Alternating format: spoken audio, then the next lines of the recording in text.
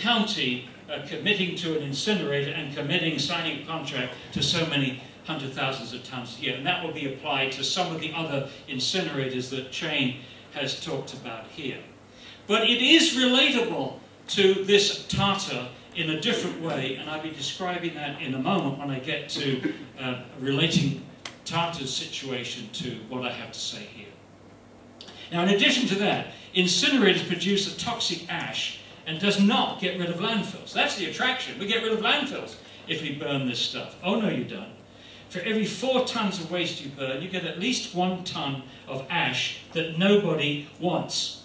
Again, Tartar is saying that they're going to reuse this ash. Well, companies that have set out to reuse the ash in North America have gone bankrupt, so watch out for that little promise there. 90%, approximately 90% of the ash is bottom ash. This is the ash that falls through the grates, and about 10% of the ash is the fly ash, which is captured in air pollution control devices. The bottom ash is toxic, the fly ash is extremely toxic, and if it isn't, then it's a lousy incinerator, because the air pollution control devices are designed to capture the toxic metals and the dioxins and everything else. Now, what are countries doing with this ash outside the UK? In Germany and Switzerland, they put the fly ash into nylon bags and place them into salt mines. In Japan, some of the incinerators vitrify the ash. In some cases, vitrifying both the fly ash and the bottom ash, and that uses up most of their energy. In Denmark, beautiful, clean Denmark, they have a wonderful, wonderful solution. They send all their ash to Norway. Seriously. And in the UK, the fly ash goes to landfills. Let me show you a fly ash landfill in the UK. This is near Gloucester, and these were slides shown to the House of Commons last November. Here is this fly ash. This is the stuff they put into salt mines in Germany in nylon bags. And you can see the people living in those houses back there. Barbara lives in one of those houses. There's a close-up. Now, the health agency that's going to protect you from these facilities,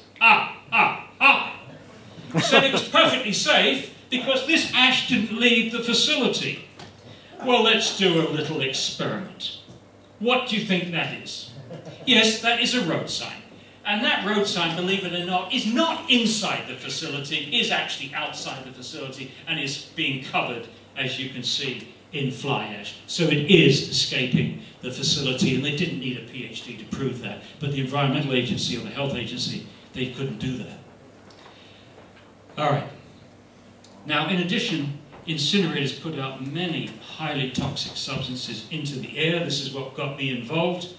First of all, any toxic metals that go into the incinerator, and they will, those toxic metals are in batteries and plastics and packaging, all kinds of pigments and so on. Any toxic metal that goes in must come out because it's an element and you can't destroy elements in incinerators. So the best thing that can happen is going to come out in the fly ash. That's why you've got to be very careful with that. And that's what England is not doing, as you saw from Gloucester. You've got to be very careful with that, because if people breathe that, it's going to hurt them. And the worst thing that can happen, of course, is come straight out into the air. And then in the burning process itself, we actually make the most toxic substances we've ever made in a chemical laboratory. And that's what staggered me in 1985 as a chemist. I'd only heard about dioxins in the context of Agent Orange and some accidents in industry like Seveso, Bolsover, and so on. But no, it turns out that simply by burning household trash, you produce these very toxic substances. And that's a subject which has interested me for 25 years, and I've written 6 articles on this. But there's a little wrinkle today, because it turns out that most of these nasties come out on nanoparticles. And nanoparticles are very tiny particles. They're less than 1 micron in diameter. There's 1 micron on our scale. So nanoparticles are down here. Now here's the problem. If you like, it's the problem for the incinerator industry, but really it's a problem for us, the public. They don't regulate nanoparticles. They don't measure nanoparticles. They regulate at 10 microns. These are like regulating cannonballs where the real villains are little grains of sand. Now, they are promising to bring those regulations down to 2.5 microns, but you're still way off in actually trying to evaluate, account for the nanoparticle emissions.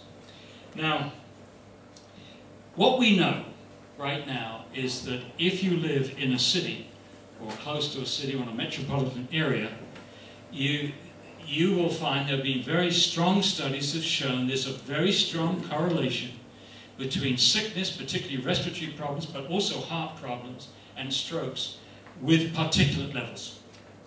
The higher the particulate levels, the more sickness and the more death you have in an urban area. And here's what's striking. The smaller the particles that they measure in those experiments, the stronger the relationship is. So in other words, it gets worse and worse and worse as the particles get smaller. And I think it's very reasonable to assume that it's going to be even worse with nanoparticles when they get round to measuring them and study this situation for nanoparticles. Now, nanoparticles, they're so tiny, they're not efficiently captured by even modern air pollution control devices. Big problem. Secondly, they travel long distances. And thirdly, they remain suspended for long periods of time. They're not brought to Earth by gravitational forces. They're totally tiny. It's Brownian motion. It's just, unless it rains, unless there's a fog or something, they're going to remain suspended. It gives you not just once breathing it in, but you've got days and days of having the chance to breathe these things into your lungs. And the other devastating thing is they go deep down into the lungs, right into the alveoli, which exchange oxygen and carbon dioxide with the bloodstream. Now, this is the most serious thing of all. These nanoparticles are so tiny, they go straight through the lung membranes. There is no defense. The 10 micron particles will be held there, but not the nanoparticles. Straight through. There's no defense. They're tinier than the molecules that make up the membrane.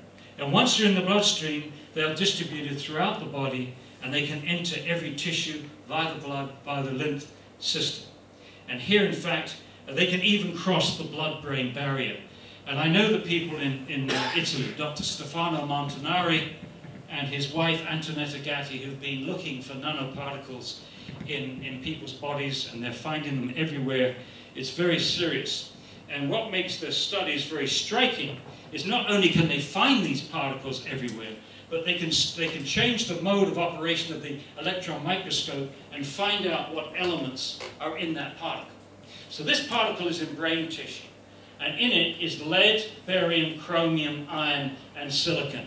Believe me, you do not want a particle containing lead, barium, and chromium in your brain, or your children's brain.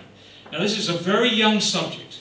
Nanoparticles have been with us a long time, but nanotoxicology is a new subject triggered by the advent of using nanoparticles in everything from shaving cream to tennis rackets.